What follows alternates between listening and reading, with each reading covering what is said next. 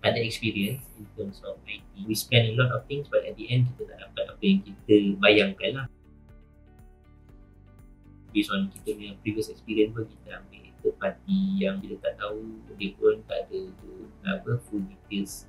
Dia just buat dia tak ada idea. It's just more on construction work saja. We spend a lot of things but at the end kita tak dapat apa yang kita bayangkan lah. Bila rumah kita dah siap, kita baru perasan macam, oh tak adalah kat mana letak tempat-tempat macam utility, detergent and everything kan. So with Mami Home, kita nampak plan tu semuanya ready.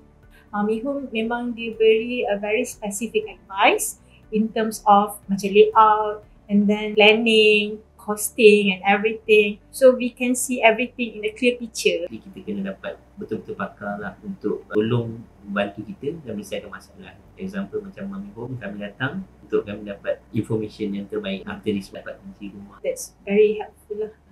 5 bintang.